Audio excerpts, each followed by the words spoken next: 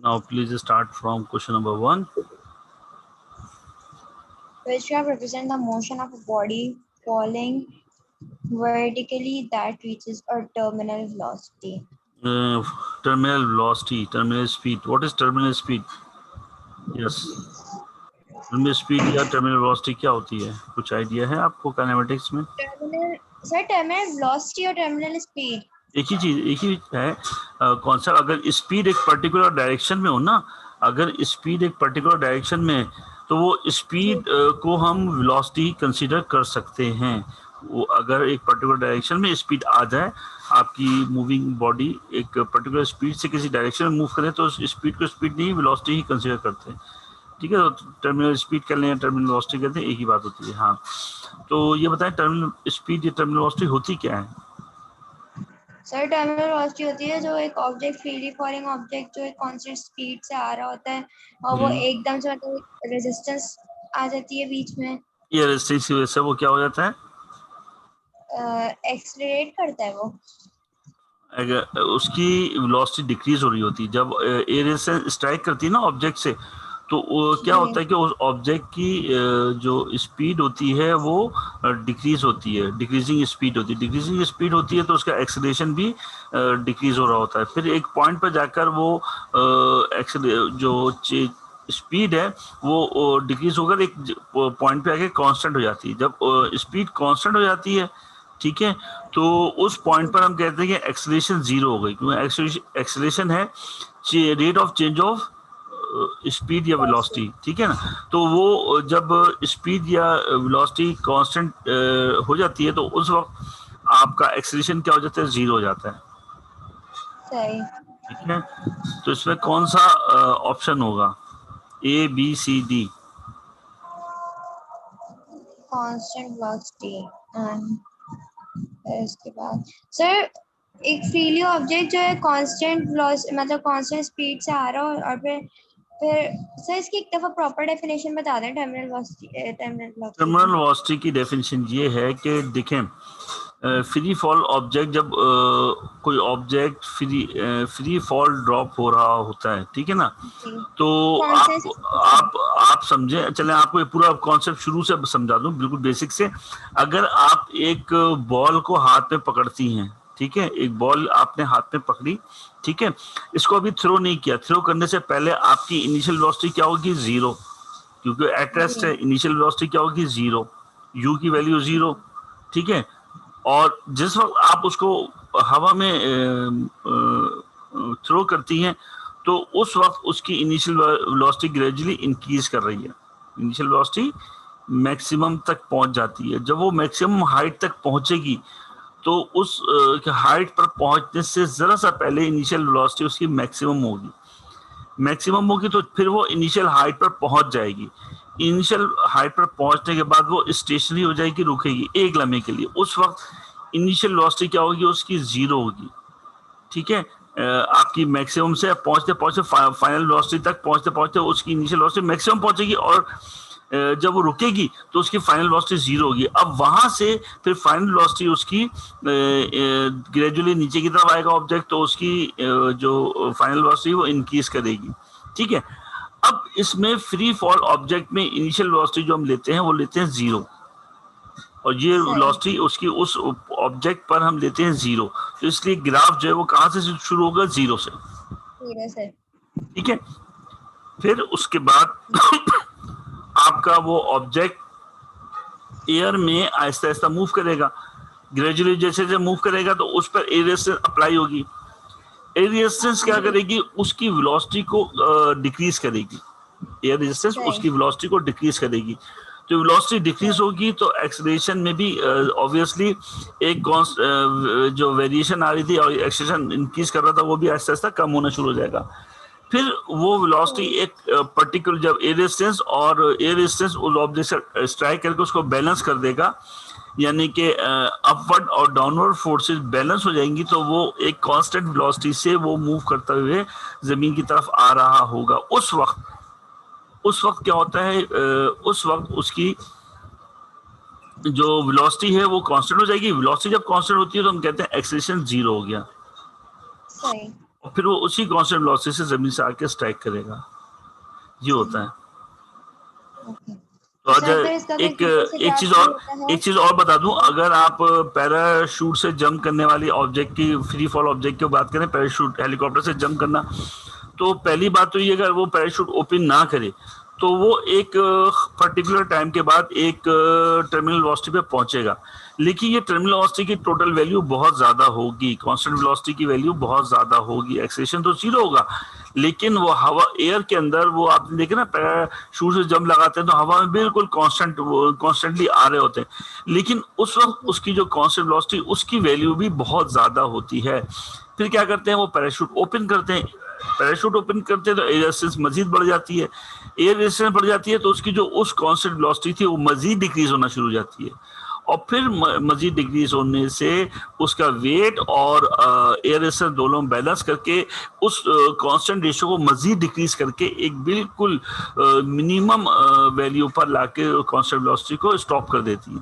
तो इस तरह पैराशूट जंप में दो दफा टर्मिनल वेलोसिटी फॉर्म होती है, एक without parachute open terminal velocity आती है और एक पैराशूट ओपन करने के बाद आती है। ठीक है, सही। तो बस ये मैंने पूरी डिटेल बता दी। अगर पैराशूट जंप कर रहा हो तो क्या होगा, फ्री फॉल ऑब्जेक्ट होगा तो क्या होगा। तो यहाँ पर एक फ्री फॉल ऑब्जेक्ट, जस्ट इन्होंने कहा है कि एक ऑब्जेक्ट ऊपर से ड्रॉप किया गया तो उस पर उसका ग्राफ क्या होगा। ठीक है, तो बताइए।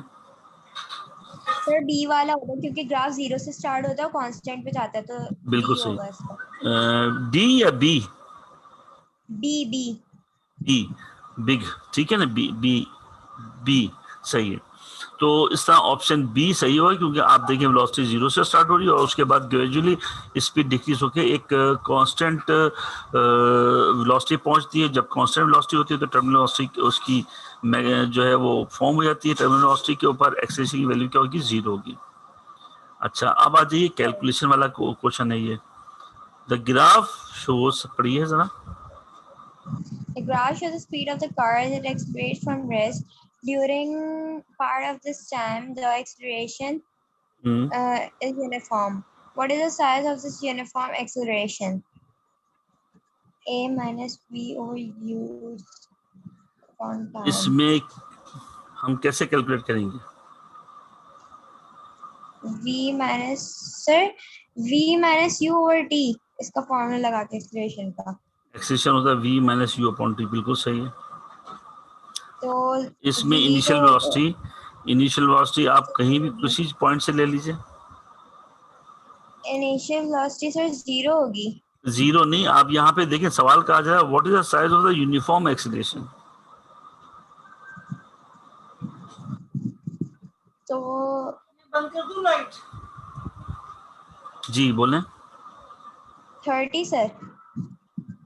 नहीं, कैसे, जरा से इसको कैलकुलेट कीजिए।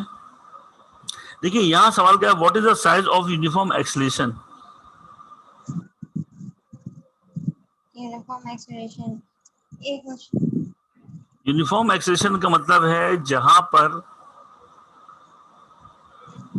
ग्राफ स्ट्रेट होगा। जी, टाइम तो सर इसका 6 से थोड़ा कम आ रहा है इसका टाइम, मतलब कि 5.7 समथिंग इसका टाइम आ रहा है सर। जी बोलें।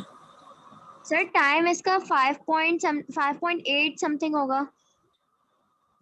नहीं, आपका कॉन्सेप्ट नहीं, मैं आपको समझा रहा हूँ। देखें, अब अगर आप ग्राफ को देखें, ग्राफ देखिए जहां मेरा कर्सर है यहाँ ग्राफ जीरो से स्टार्ट हो रहा है, ठीक है। अब ये ग्रेजुअली इसकी वेलोसिटी में वेरिएशन आ रही है, तो ये यूनिफॉर्म एक्सेलरेशन नहीं हो सकता। ये सारा पोर्शन, ये यूनिफॉर्म एक्सेलरेशन नहीं होगा। अगर आप ग्राफ में देखें, इस पॉइंट से आप देखें, इस पॉइंट से जो ग्राफ का है, ये एक पॉइंट है जहां पर आपका ग्राफ एक कांस्टेंट वैल्यू पर मौजूद है। वो क्या है, 10, स्पीड 10। सही।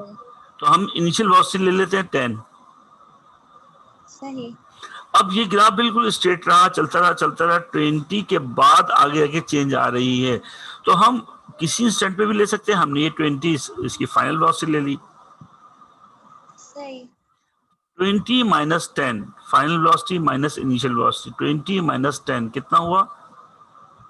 20 minus 10 10 हो गया सर। 10 हो गया। ये आपके पास वेलोसिटी की चेंज आ गई। और इसमें टाइम की चेंजेस क्या है? 2 10 पर है 2 और 20 पर है 3। 3 तो टाइम में जो वेरिएशन आ रही है 2 से 3 का मतलब है 3 माइनस 2 कितना हो जाएगा? 3 माइनस 2 1 1। तो अगर हम फॉर्मूला देखें डेल वी यानी कि change of velocity divide by change of time, rate of change of velocity कहलाता है। तो आपके पास 20 माइनस 10 डिवाइड बाय 3 माइनस 2, तो इसका आंसर क्या हो जाएगा? 10 10।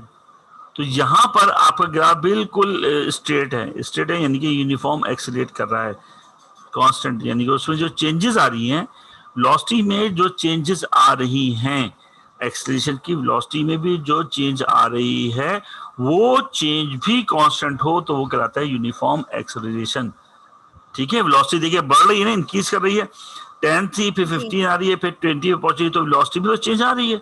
लेकिन ये चेंज जब हमने किसी दो इंस्टेंट पे देखा तो जो वेलोसिटी की चेंज आई वो वेलोसिटी की चेंज भी आपके पास एक फिक्स रेशियो के हिसाब से हो तो वो चीज लाती है यूनिफॉर्म एक्सेलरेशन। सही। ठीक है, तो इसका ऑप्शन होगा सी। सर तो 2 minus 3 क्यों करा? टाइम का चेंज, टाइम भी देखे ना, 2 पर वैल्यू क्या हमने ली है 10, 10 पर वैल्यू टाइम की क्या आ रही है 2, 2 थी और 20 पे 3 थी। 20 पे 3 है। तो जिस तरह हमने वाई एक्सिस का रेशो लिया v माइनस यू, तो हम दो टाइम का इंस्टेंट भी तो लेते हैं, t2 माइनस सही। t1, यानी कि सेकेंड टाइम 3 हो गया और t1 सर 2 हो गया। T1 minus T2 जो करते हैं सर वो बोल रहे हैं आप? बिल्कुल बिल्कुल, जो सेकंड वैल्यू है उसमें से इनिशियल वैल्यू को माइनस किया जाता है। इसी तरह डेल वी सही। होता है, डेल वी होता है v minus you, v final velocity minus initial velocity. सही है सर। ठीक है, तो अब आ सर इस जाइए। तरीके से, तो सर क्या कहते हैं मतलब, तो इस तरीके से हर ग्राफ में करना होगा जहाँ पे चेंज लिखा हुआ रहा होगा वैसे करना होगा? हाँ, ये चीज आपने देखना पड़ेगी, ये आपने देखना होगा कि ग्राफ की नौयत कैसी है। अब यहाँ पे उन्होंने यूनिफॉर्म एक्सेलरेशन की बात की ना, अब अगर ग्राफ में अगर आपके पास कोई ट्रायंगल फॉर्म हो रहा है तो एरिया ऑफ ट्रायंगल अप्लाई कर सकते हैं। अगर आपके पास एक ग्राफ दिया हुआ है, गिवन है रेक्टेंगल, तो एरिया ऑफ रेक्टेंगल अप्लाई करें। फिर इसी तरह अगर ग्राफ में कोई ट्रेपेजियम फॉर्म हो रहा है ग्राफ, तो अभी जैसे जैसे क्वेश्चन करेंगे तो ये चीज क्लियर होगी आपको। ठीक है, कि सही। कहाँ पे कौन सा फॉर्मूला कैसे अप्लाई करना है, तो ये जरा सा अभी प्रैक्टिस अभी मजीद करें तो फिर ये चीज क्लियर हो जाएगी। अब आ जाइए क्वेश्चन नंबर 3, क्वेश्चन 3 पढ़िए। An object is falling under gravity with terminal velocity. What is happening at its speed? अब बताइए। Object is falling freely under gravity with terminal velocity. What is happening to its speed? terminal velocity पे speed क्या होती है?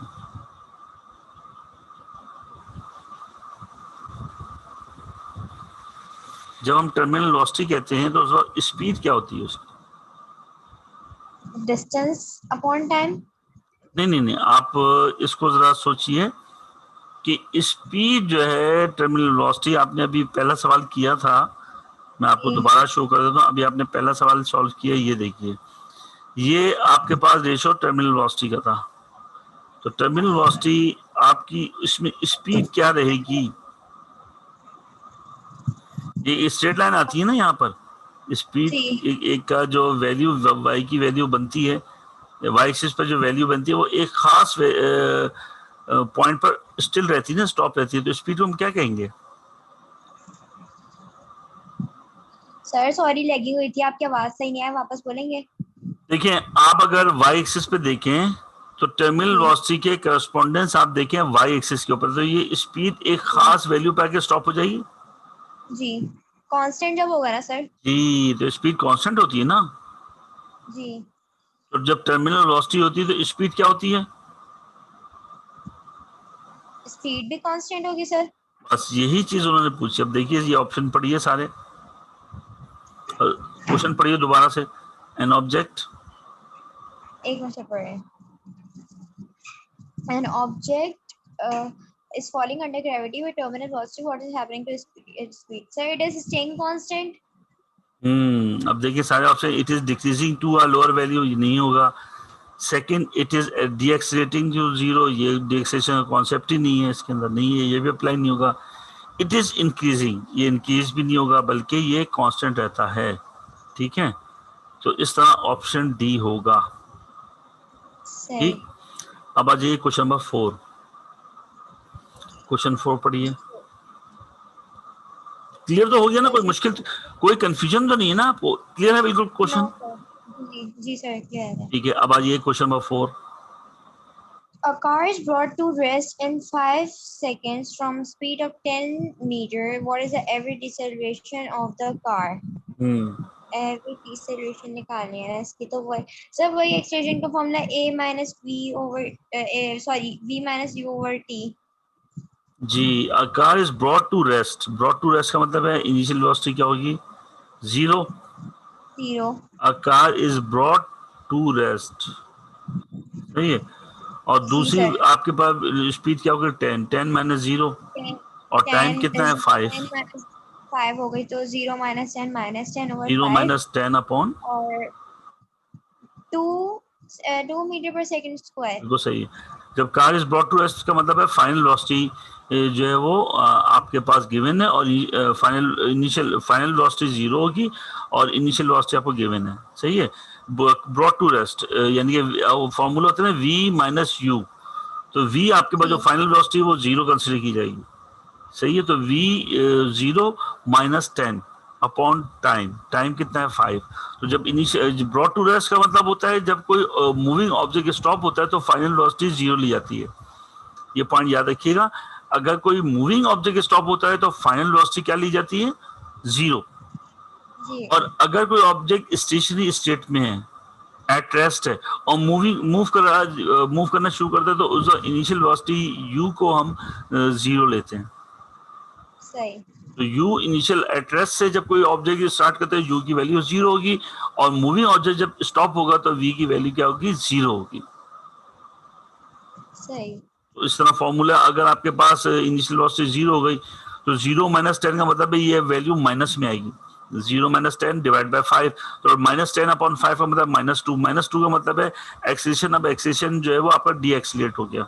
Minus की value का मतलब D acceleration, या इसको रिटार्डेशन भी कहते हैं, रिटार्डेशन. ठीक है. तो अब देख लीजिएगा पास पेपर. जी जी जी. तो इसको अब आइए क्वेश्चन नंबर 5. अब क्वेश्चन नंबर 5 पढ़िए, बहुत आसान सवाल है, पढ़िए. Which quantity x is calculated using the equation change in velocity over time. Change in velocity over time. तो सर इसका होगा change in velocity, change velocity upon time taken. तो rate of change of velocity. जी, rate. अच्छा देखिए, जब भी कोई चीज फिजिक्स में कैलकुलेट की जाती है, मिसाल के तौर पे अगर मैं कहूँ rate of change of velocity, तो रेट का मतलब होता है कोई भी क्वांटिटी अगर टाइम से कैलकुलेट की जाए, कोई भी क्वांटिटी अगर टाइम से कैलकुलेट की जाए तो उसे हम कहते हैं रेट. ठीक है. रेट का मतलब है टाइम से किसी ऑब्जेक्ट को, किसी भी क्वांटिटी को रेट का मतलब होता है टाइम से कैलकुलेट करना. ठीक है. अब rate of change of velocity, तो चेंज इन वेलोसिटी जो है डिवाइड बाय टाइम, तो ये चीज एक्सेलरेशन को शो करती है. अच्छा, इसी तरह अगर आप देखें change in velocity upon time acceleration हो गया. Change of displacement upon time क्या होगा? चेंज इन डिस्प्लेसमेंट. ये एक ही डेफिनेशन, कई डेफिनेशन बन रही है. Change in displacement upon time क्या होगा? बताइए जी. आवाज आ रही है? जी बताइए.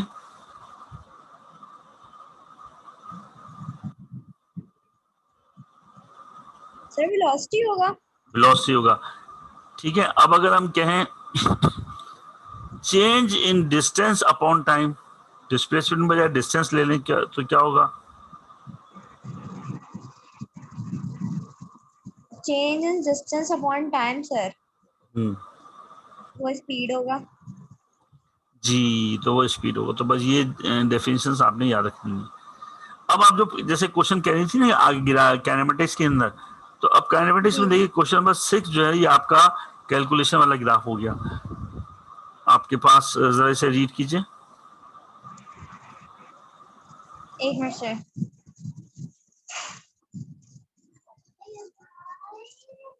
This graph shows a movement of the car over a period of 50 seconds. What was the distance traveled by the car while its speed was increasing? Speed was increasing. तो sir ये वो है ना एरिया अंडर ग्राफ। देखें, आपने इस graph को समझना है। इस ग्राफ के हम 3 पोर्शन बना रहे हैं।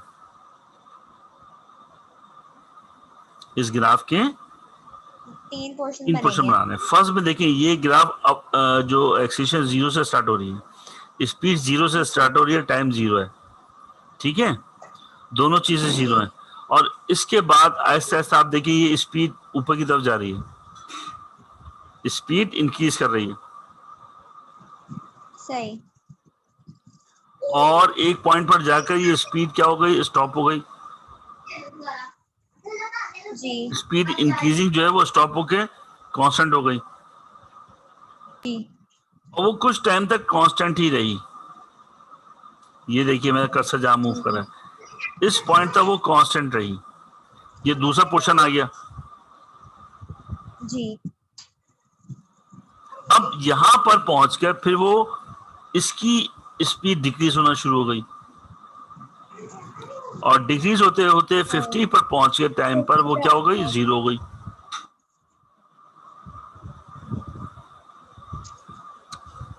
तो सर ये इसके 3 पोर्शन में डिवाइड होंगे, जैसे 2 ट्रायंगल्स बन जाएंगे और एक मतलब रेक्टेंगल बनेगा।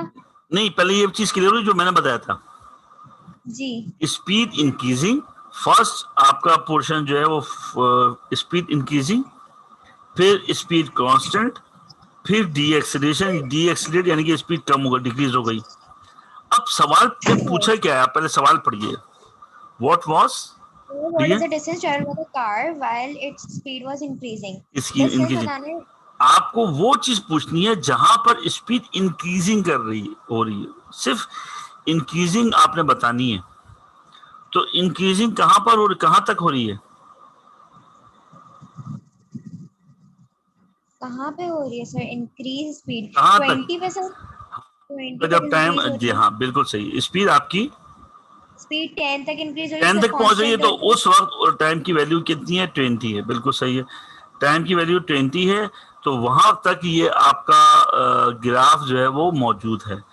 20 टाइम जब 20 है वहां तक आपका ये, तो इस तरह अगर हम एक इमेजिनरी लाइन यहाँ ड्रॉ कर लें, अगर 10 और से स्टार्ट करके यहाँ पर जहाँ मेरा कर्सर है, मैं एक इमेजिनरी लाइन यहाँ ड्रॉ कर दूं, तो ये कौन सी शेप फॉर्म हो रही है, देखिए यहाँ पर जी, यहाँ पर अगर मैं ये ड्रॉ कर दूं तो ये कौन सी ट्रायंगल फॉर्म हो रही है। ट्रायंगल के लिए फिर एरिया ऑफ ट्रायंगल क्या होता है,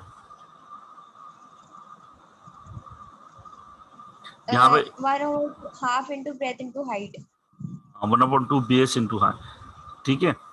तो 1/2 बेस इंटू हाइट कितनी हो गई, 10, हाइट कितनी हो गई 10 यहाँ तक, ठीक है, और बेस कितनी हो गई 20। तो इसका आंसर क्या हो जाएगा, कैलकुलेट करके बताइए। 1/2 multiply by 10 multiply by 20, answer क्या होगा, बेस और height 1/2 multiply by base 20, height 10, 1/2 multiply by 20 multiply by 10, answer क्या होगा सर एक मिनट बता रही हूँ। Yes, 1/2 multiply by 20 multiply by 10। जी सर एक मिनट बता रही हूँ।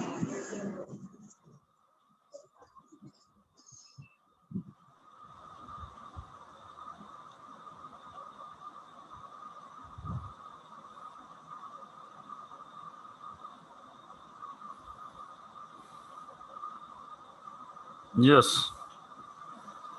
1/2 मल्टीप्लाई बाय 20, हाँ बिल्कुल सही, 1/2 मल्टीप्लाई बाय 20 10 हो गया, और 10 मल्टीप्लाई बाय 10 100, ठीक है। तो इसलिए ऑप्शन कौन सा होगा इसका, सी होगा। सही है, क्लियर हो गई बात? ठीक है,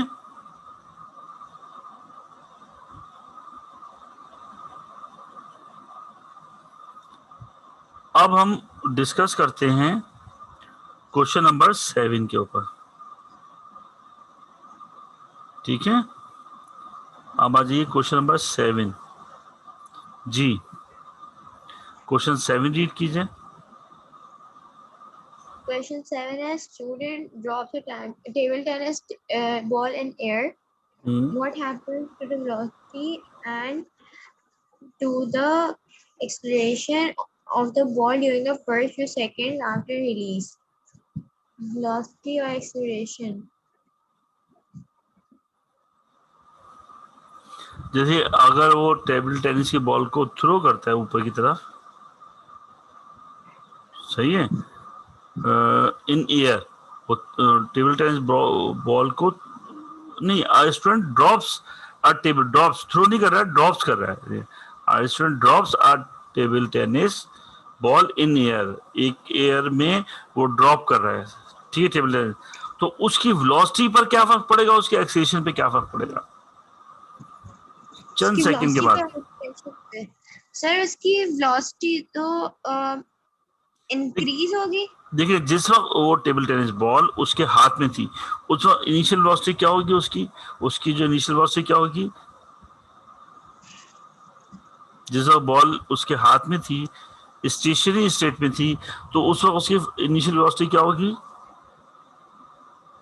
इनिशियल वेलोसिटी उसकी जब वो जीरो होगी तब। जीरो होगी, बिल्कुल। अब वो ड्रॉप करता है, ड्रॉप करता है तो वेलोसिटी में क्या होगा, ड्यू टू ग्रेविटी इंक्रीज करेगी।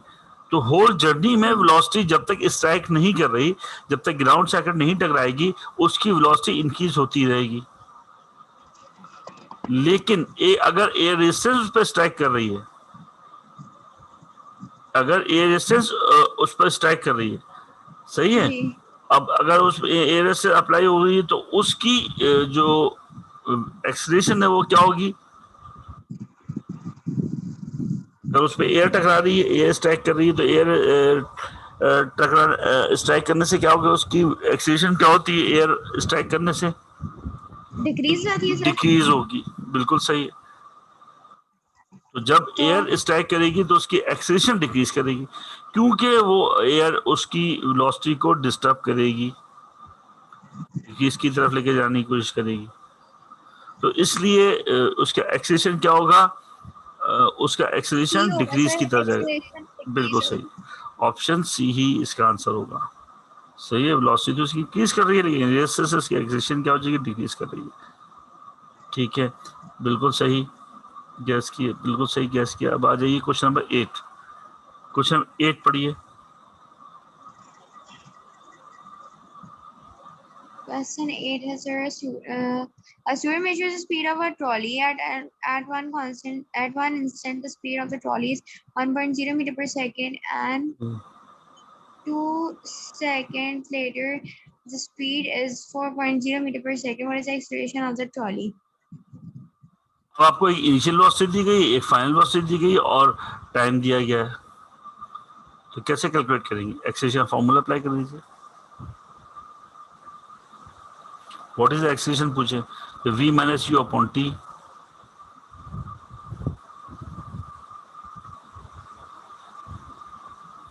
जी बताइए।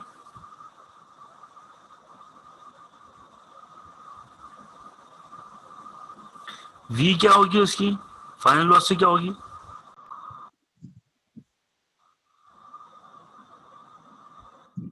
Sir, बताइए।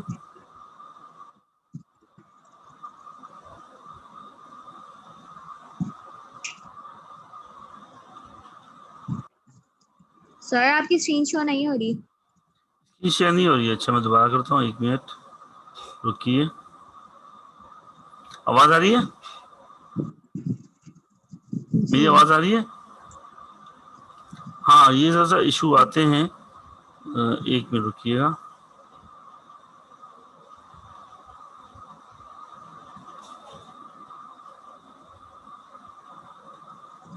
अब हो रही है स्क्रीन शेयर? जी अब सर हो रही है।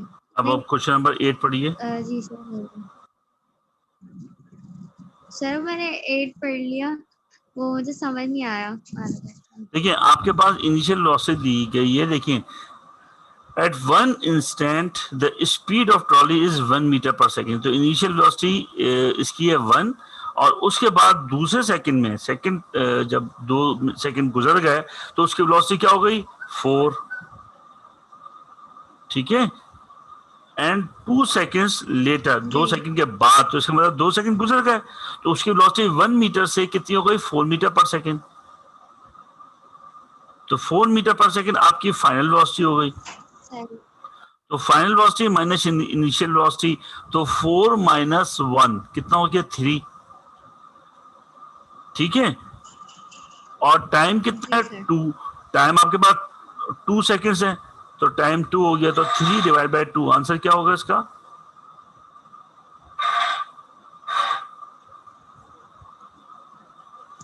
जी वापस बोलिएगा, आपकी आवाज सही नहीं है, सॉरी नेट का 4, हाँ अच्छा 4 माइनस 1, 4 माइनस 1 हो गया 3, 4 माइनस 1 क्या हो गया 3, ये आपके पास वेलोसिटी हो गई।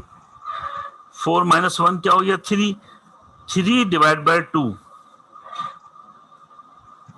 4 माइनस 1 हो गया 3, 3 डिवाइड बाय 2, तो ये आपके पास आ गया 3 डिवाइड बाय 2 1.5। 4 माइनस 1 डिवाइड बाय 2 जी, 4 आपकी फाइनल वेलोसिटी है, 1 डिवाइड बाय 2 जी, 4 माइनस 1 डिवाइड बाय 2, तो 4 माइनस 1 हो गया 3, 3 डिवाइड बाय 2 आपके पास 1.5 आ गया जी, 1.5 आ रहा है, ठीक है। अब आ जाइए क्वेश्चन नंबर 9 के ऊपर। मेरी आवाज सही आ रही है आपको, ये स्टॉप होके आ रही है?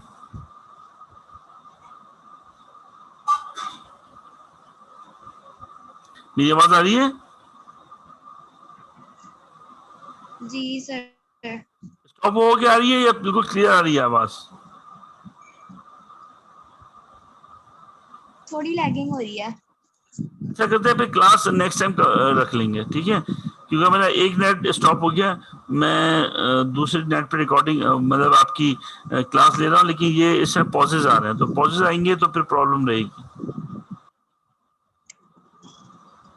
अभी आवाज सही आ रही है या रुक रुक के आ रही है आवाज? थोड़ी रुक रुक के आ रही है सर। हाँ ये फिर प्रॉब्लम होगी इसके अंदर, ठीक है। अगर आप कंटिन्यू करें तो मैं करूँ, वरना फिर नेक्स्ट टाइम क्लास ले लेंगे। आप बताइए। सर आपकी आवाज थोड़ी मतलब रुक रुक के आ रही है। अच्छा आप जरा क्वेश्चन नंबर 9 देखिए, चलिए कोशिश करते हैं क्लास कंटिन्यू रहे। आप क्वेश्चन नंबर 9 जरा पढ़िए।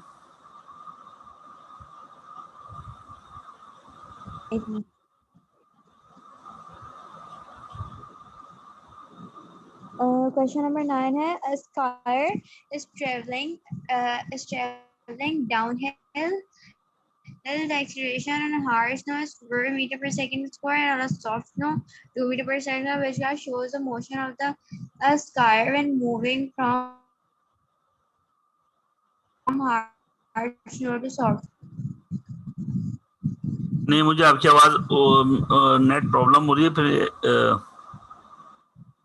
फिर क्लास नेक्स्ट टाइम रख लेंगे, ठीक है, क्योंकि मुझे आपकी आवाज बहुत रुक रुक के मुझे भी आ रही है, और नेट की तरफ वजह से मेरी आवाज भी आपको प्रॉब्लम कर रही होगी, तो फिर क्लास नेक्स्ट टाइम रख लेंगे, ठीक है, बता दूंगा फिर आपको।